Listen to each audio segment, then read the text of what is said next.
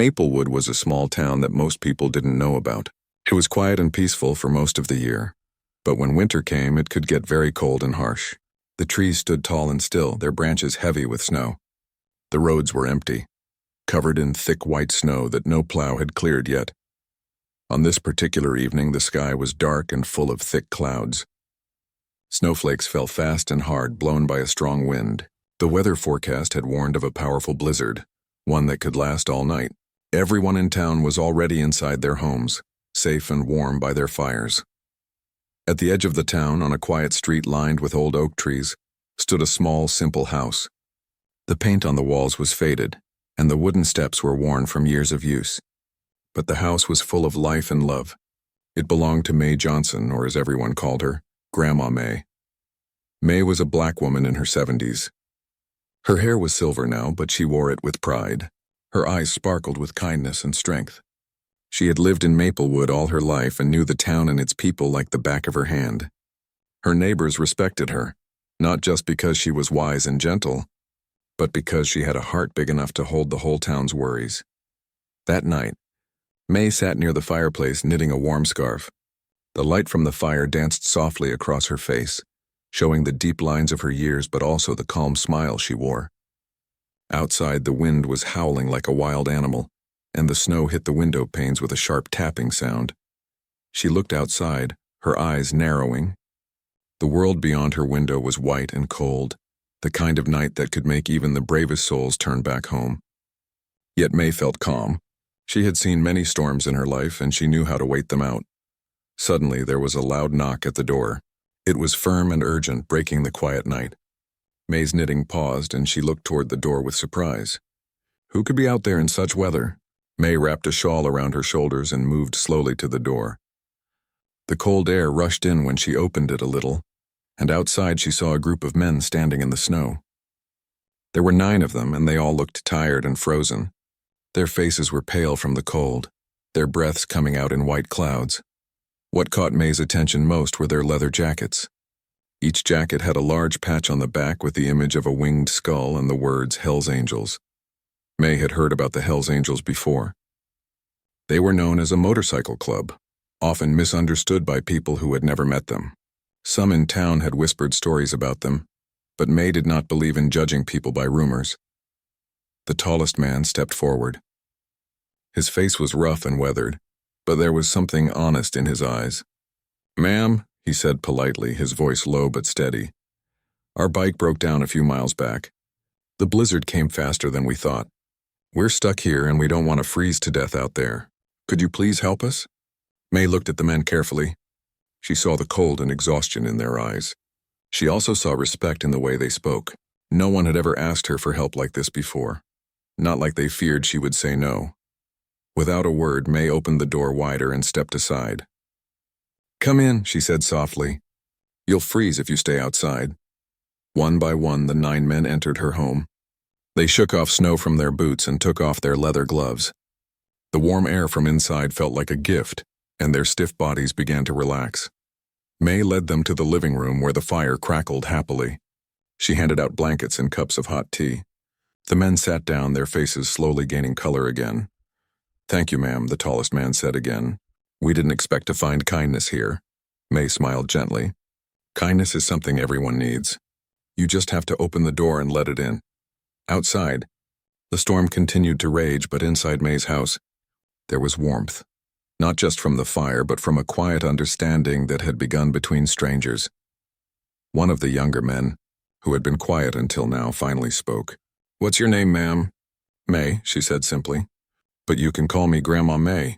The men looked at each other and then back at her. There was something in the way she said it, a calm strength that made them feel safe. As the night went on, May listened to their stories. They were far from the town, riding through the cold, trying to reach a meeting that now seemed impossible. But now none of that mattered. What mattered was the fire, the warmth, and the kindness of a stranger who had opened her home when no one else would. May thought about her own family, her children and grandchildren, and how important it was to help others, especially when they were in trouble. Hours passed and the storm outside did not slow. But inside the little house, a new kind of family was forming. The Hells Angels, who were usually seen as outsiders, were no longer strangers. They were guests. And Grandma May was their guardian for the night. The clock ticked softly. The fire popped, and somewhere deep in the hearts of all 10 people in that room, a quiet promise began to grow, a promise of protection, respect, and loyalty that would change their lives forever. The storm outside showed no sign of stopping. Snow piled up against the windows, and the wind moaned like a lonely song through the trees. Inside the small house on the edge of Maplewood, Grandma May moved quietly, making sure her guests were comfortable. The 9 men, still shivering from the cold, sat around the warm fire. Each one had his own story, but for now none of them spoke much. They were tired, hungry, and thankful to be somewhere safe. May walked into the kitchen and pulled out some food she had prepared earlier: warm stew, fresh bread, and a small jar of honey. It wasn't much, but it was made with love. She placed the dishes on the table and called the men to eat.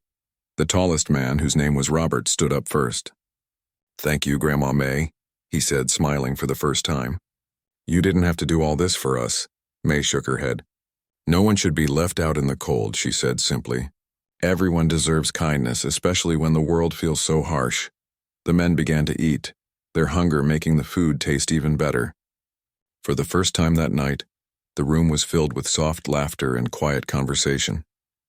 One of the younger men, named Louis, looked at May with curiosity. "How do you live here all alone during storms like this?" he asked. May smiled and took a sip of her tea. "I'm never really alone," she said. "I have my memories, my faith, and the people who love me. This house has been in my family for many years. It holds a lot of stories." The men listened, fascinated. They had never heard anyone speak with such peace in the middle of a storm. Robert leaned forward. "What kind of stories?" May's eyes twinkled. "Stories of strength, hope, and sometimes of people helping each other when they least expect it." The men looked at each other. They understood more than May knew. Life on the road was often hard. They had faced many dangers and challenges, but few moments like this, moments of pure kindness without judgment. As the fire crackled, May asked softly, "What brought you all here tonight so far from home?" Louis spoke again. "We were on our way to a gathering, a meeting of friends and family from different places. But the storm came too fast and our bikes broke down." May nodded. "It's not safe to travel in weather like this. You made the right choice coming here." Outside, the wind howled louder, shaking the windows. But inside, the room felt like a shelter, not just from the storm, but from the troubles of the world. One of the men, named Samuel, cleared his throat. "Grandma may I ask you something?" "Of course," she replied. Samuel hesitated. "Most people don't understand us, the Hells Angels. They judge us by the way we look or the stories they hear. But you don't seem afraid." May looked at Samuel kindly. "Fear comes from not knowing, but kindness comes from understanding. I don't judge you by your jackets or your past. I judge you by the warmth in your eyes tonight." Samuel's face softened. "Thank you," Robert added. "It's rare to meet someone like you, someone who sees beyond the surface." May smiled. "We all have more in common than we think. We all want to be safe, loved, and respected." The men nodded. For a long time, no one spoke. They all felt the weight of May's words. Then Louis asked, "Do you live here all by yourself, Grandma May?" "Yes," she said quietly. "My children have their own lives now, but I'm never lonely." Robert looked thoughtful. "It takes a strong person to live alone, especially through winters like this." May looked out the window, watching the snow fall. "Strength isn't about being alone," she said. "It's about knowing when to open your door and let others in." The men smiled, feeling the truth of her words deep inside. As the night wore on, May shared stories from her life, tales of hardship, joy, and the lessons she had learned over the years. The men listened, hanging on every word. They told her about their lives, too. The freedom of riding motorcycles, the bonds they shared, and the challenges they faced on the road. For a moment, the harsh world outside didn't matter. Inside May's house, 2 very different worlds had found a connection, built on respect, warmth, and shared humanity. Hours passed, and the storm slowly began to calm. The men looked tired but peaceful. Robert stood and stretched. "Grandma May, you saved us tonight. When we couldn't go on, you opened your home and your heart. We won't forget this," May smiled softly. "Just remember, kindness is a circle.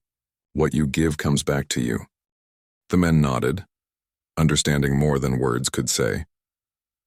Outside, the first light of dawn began to shine, painting the snow with a soft pink glow.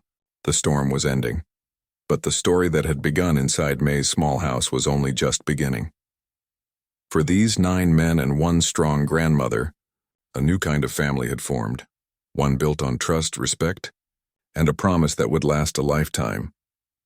The morning sun slowly climbed over the horizon, its soft light melting the heavy snow that had covered Maplewood the night before. The storm was finally over, but inside Grandma May's small house, the warmth was not just from the fire. It was from the connection that had grown between May and her unexpected guests. May moved about her kitchen, preparing breakfast. The smell of fresh coffee and warm biscuits filled the room, mixing with the soft laughter and quiet voices of the 9 men who had stayed the night. They were no longer just strangers. They had become guests, even friends. Robert, the tallest of the group, looked around May's cozy home and smiled. "You have a beautiful house, Grandma May," he said. "It feels like more than just a shelter." May nodded. "It's been in my family for generations. This house has seen many winters, many stories, and many people come and go, but it has always been a place of safety." The men listened carefully, their respect for May growing with each word. Suddenly, there was a knock at the door. It was soft but clear, breaking the calm morning air. May opened the door cautiously, surprised to see a man from the town sheriff office standing outside. His face was serious but kind. "Morning, Mrs. Johnson," he said politely. "We've been checking the roads and making sure everyone is safe after the storm. We heard there were some motorcyclists here last night?" May nodded. "Yes, 9 of them. They were stuck in the blizzard and I let them stay." The sheriff looked surprised but pleased. "That was kind of you. We know those riders can be tough to trust, but they are part of the community too." May smiled softly. "Everyone deserves a chance, officer, even if they look different or come from places people don't expect." The sheriff nodded. "Well, if you need anything, don't hesitate to call." As he left, May closed the door and returned to the table. The men looked curious. "What did he say?" asked Lewis. "Just that he knows you're here," May replied, "and that he respects what I did." Robert looked thoughtful. "In many places, people might have called the police on us or told us to leave." May's eyes shone with pride. "That's why I believe kindness is important. It breaks down walls." For a moment, the men sat quietly, feeling the power of her words. But the peace was soon interrupted by a knock at the back door. May went to answer it and found her neighbor, Mrs. Evans, standing in the snow with concern on her face. "May, are you all right?" she asked. "I heard about the storm and wanted to check on you." May smiled warmly. "I'm fine, thanks to these good men." She motioned toward the living room where the Hells Angels sat. Mrs. Evans looked surprised but nodded. "Well, if you need anything, just let me know." As Mrs. Evans left, May felt a deep sense of community. The storm had shown her how important it was to come together, to protect each other. Later that day, as the men prepared to leave, Robert stood by the door. "May, we want you to know something. You didn't just save us from the storm, you showed us what real courage looks like." May looked at him, her eyes steady.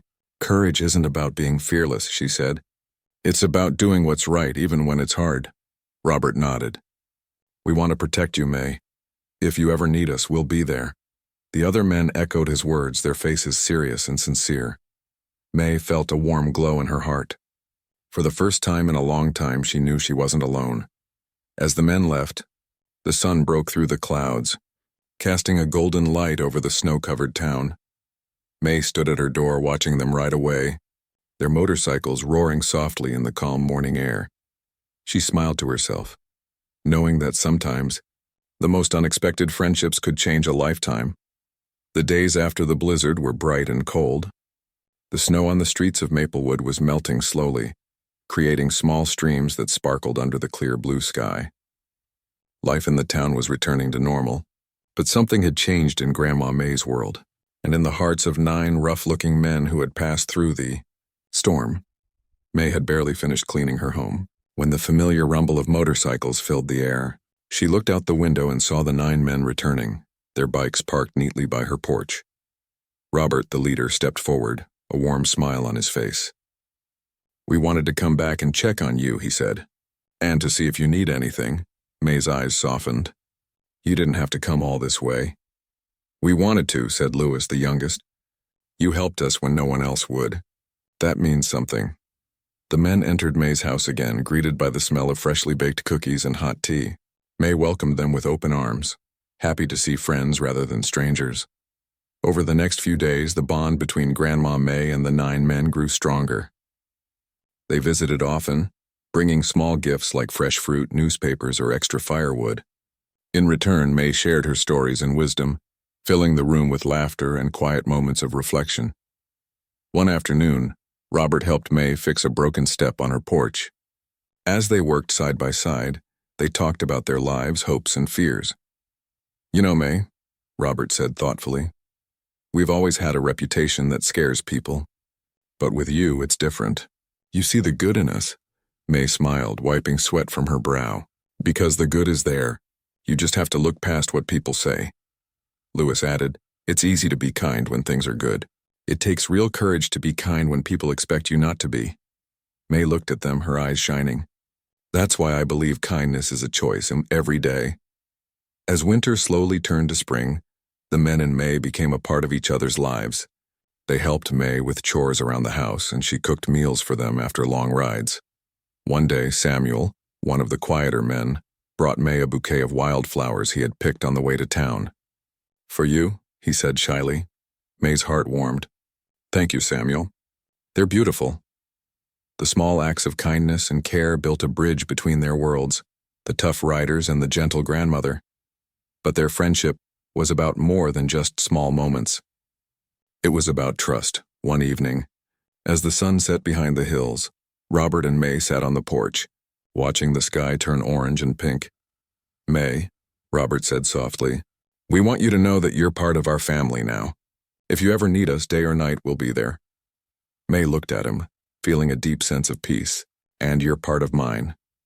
They sat quietly for a moment, the bond between them growing stronger with each passing day. In Maplewood, people began to notice the change. The men who were once seen only as outsiders were now welcomed guests in May's neighborhood. Some neighbors even waved and smiled as they passed by May's house, where the motorcycles often parked. May's kindness had started a ripple of change, teaching the town a lesson about acceptance and understanding. One afternoon, the men surprised May by cleaning her yard and planting flowers along the walkway. May watched, touched by their care. You didn't have to do this, she said. Robert smiled. We wanted to give back. You gave us warmth when we had nothing. As the flowers bloomed in the sun, so did their friendship, bright and full of life. May knew that this bond was special. It was built not just on one night in a blizzard, but on respect, kindness, and the promise to protect one another. No matter what the future held, they had each other's backs. And that was a powerful thing.